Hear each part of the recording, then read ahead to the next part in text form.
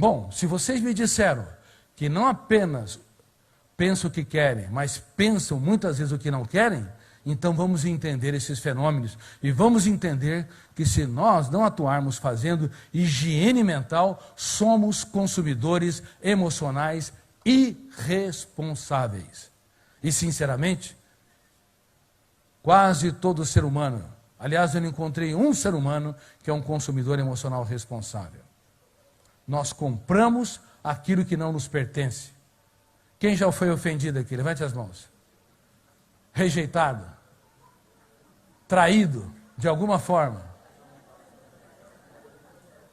Quem nos trai? Os amigos ou os inimigos? Os amigos. As pessoas que são nossos desafetos, entre aspas, inimigos, nos frustram, mas só os amigos é que nos traem, porque você deposita muito e recebe tão pouco. Por isso, uma das técnicas de gestão da emoção vital para fazer mental é doar-se sem medo, mas diminuir a expectativa do retorno, porque os íntimos são aqueles que mais vão te machucar e asfixiar. Doem-se sem medo, porque o egoísmo, o egocentrismo e o individualismo patrocinam o adoecimento psíquico. São defeitos graves da personalidade.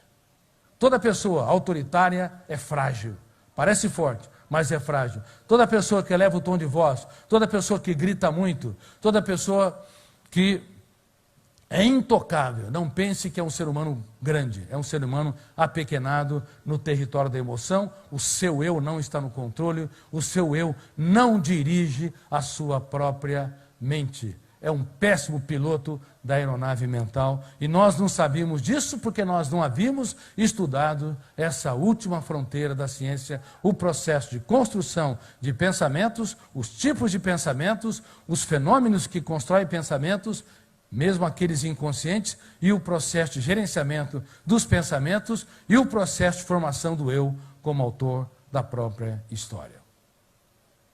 Doe-se sem medo, reitero. Se você não se doar, se você não se entregar, se você não dar o melhor de si para fazer os outros felizes, você vai ser uma pessoa infeliz.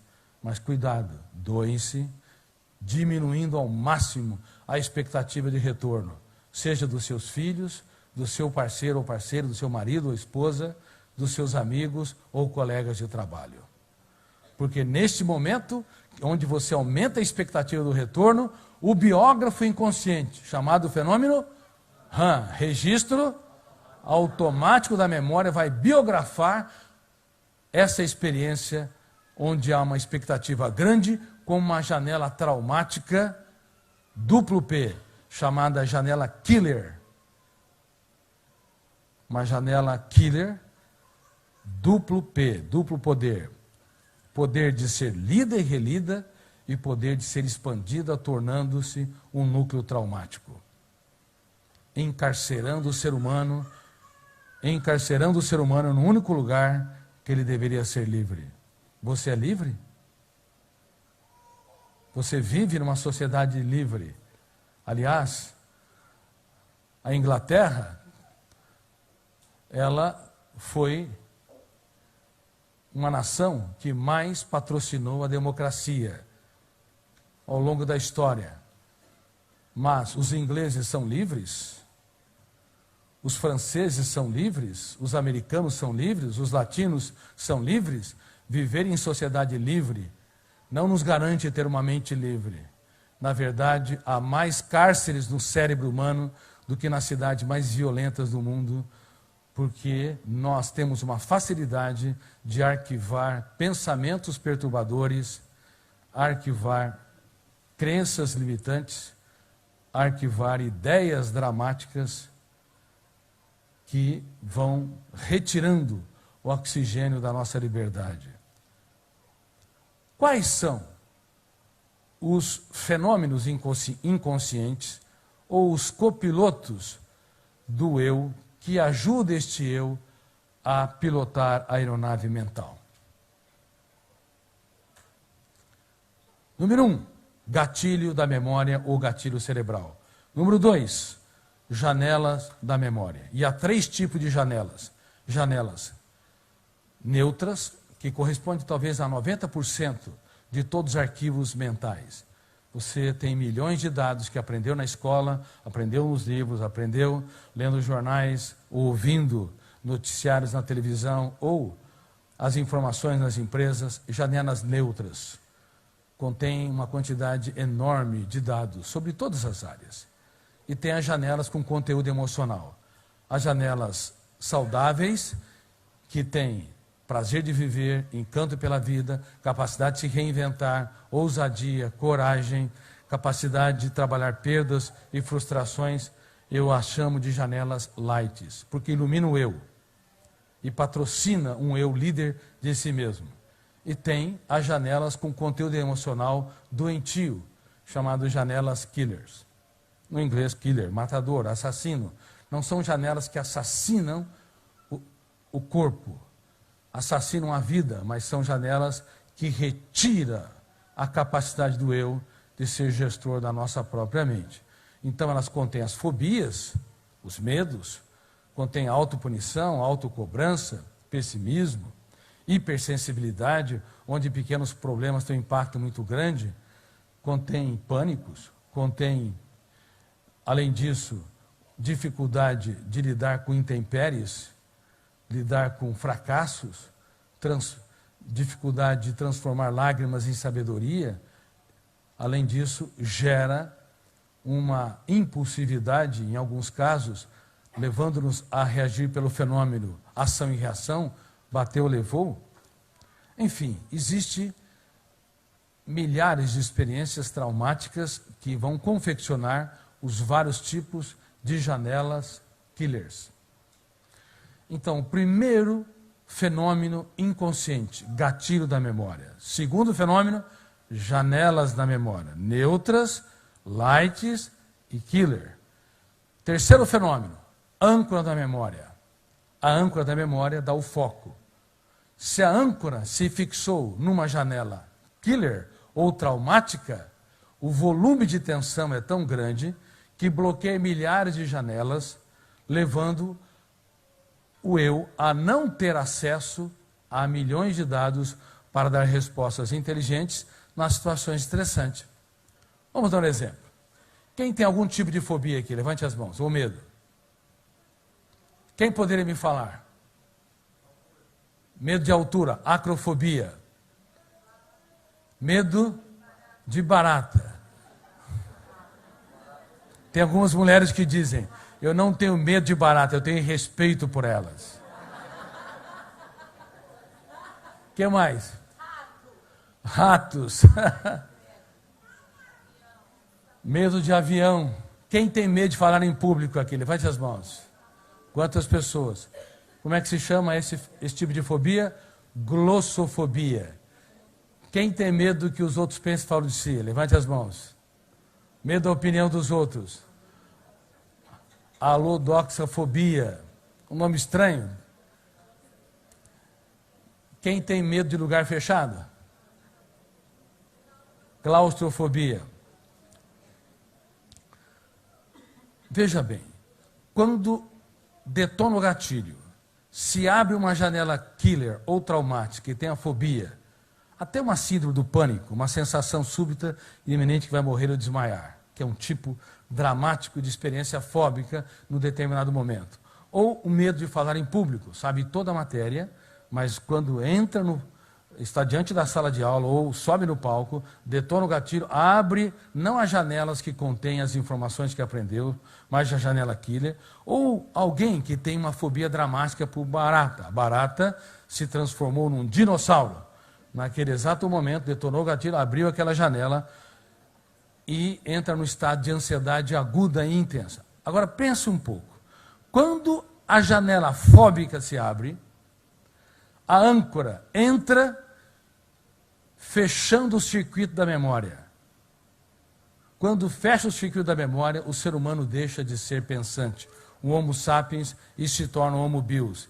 Ele vai reagir como uma criança diante de uma situação de risco, ou vai reagir como um africano nas savanas diante de um predador. Enquanto ele vê, por exemplo, zebras, girafas, aves, O gatilho está abrindo janelas light saudáveis que induzem ao prazer. De repente, se ele se vira e vê um leão em posição de ataque, em frações de segundos detona o gatilho, abre a janela, killer, o circuito da memória se fecha ou se abre? Fecha o circuito, naquele momento não interessa pensar, só interessa reagir, ou lutar ou fugir. É um mecanismo primitivo de preservação da vida. Agora, vocês têm de saber uma coisa muito importante. Esse mecanismo primitivo não apenas se aciona quando o índio amazônico está diante de uma serpente ou um africano diante de um predador. Aciona quando um filho critica o pai. O pai pode funcionar como predador do filho e frequentemente o faz. Aciona nos atritos entre casais. Muitos, milhões, começam o relacionamento no céu do romance e o terminam no inferno dos atritos. Por quê? No começo, os defeitos dele não importam, os defeitos dela também pouco importa, são tolerantes, amáveis, gentis. Pouco a pouco, um começa a criticar o outro pelo tom de voz, o sal na comida, a maneira como reagiu num foco de tensão, e o biógrafo vai arquivando janelas killer. Quanto mais arquiva janelas killer, mais o romance vai se asfixiando. Por isso que a grande maioria dos casais de todas as culturas começa no ápice e pouco a pouco vai perdendo o prelúdio, a suavidade, o encanto. Sem gestão da emoção, o céu e o inferno emocional se tornam muito próximos. Agora pense um pouco. Quando detona o gatilho, abre uma janela killer ou traumática, o volume de tensão é tão grande, fecha o circuito. Naquele momento, se o eu não atuar, discordando, confrontando, impugnando, por exemplo, usando a técnica do DCD, eu duvido de tudo aquilo que me controla. C, eu critico cada ideia perturbadora. D, eu determino estrategicamente ser autor da minha própria história. Técnica do DCD, duvidar, criticar e determinar. Se eu não uso de armas para tomar nas minhas mãos a direção do veículo da mente, eu machuco as pessoas mais caras. Pais perdem os seus filhos de maneira atroz. Casais começam a se digladiar como se fossem inimigos por coisas tolas, por bobagens. Executivos e colaboradores acionam o mecanismo primitivo predador-presa que deveria nos proteger se nós estivéssemos na savana, se nós estivéssemos numa floresta. Mas as nossas casas, as nossas empresas, o pequeno cosmo da sala de casa não é uma floresta. Ali não há um ambiente para acionar mecanismos primitivos. Deveríamos abraçar, elogiar, promover quem nos decepciona, encantar, proteger a nossa mente. Mas o Homo sapiens, por não conhecer esses mecanismos, os copilotos da mente humana, frequentemente ele é um escravo vivendo em sociedade livre. Ele é um prisioneiro, acreditando que por ter liberdade de ir e vir, por ganhar um salário no final do mês, por pagar as suas contas, por ter liberdade de expressar, ele é livre. Mas por dentro nunca houve tantos algemados, centenas de milhões de pessoas que são vítimas destes fenômenos importantes, mas que podem usurpar, dominar, asfixiar o eu e dirigir a aeronave mental por ele, usando essa metáfora. Vocês se lembram que há pouco tempo, há alguns anos, um piloto alemão atirou uma aeronave nos Alpes franceses. Lembram-se? Ele estava deprimido, ele não apenas era uma pessoa depressiva, mas também era um psicopata. Um psicopata é aquele que machuca, fere e não sente a dor dos outros. Ele não se importou com crianças e outros passageiros inocentes.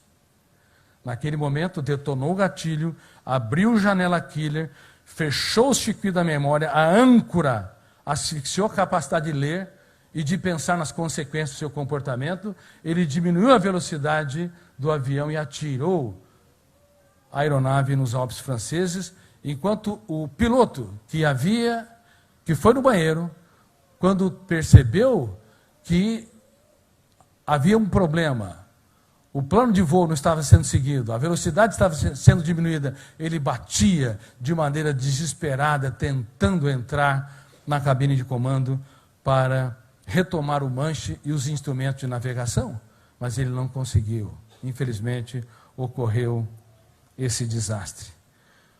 E aqui também é uma metáfora para ensinar para vocês. Muitas vezes, o nosso eu é um piloto impotente, tentando evitar que nós produzamos pensamentos perturbadores. E simplesmente nós não conseguimos retomar os instrumentos de navegação.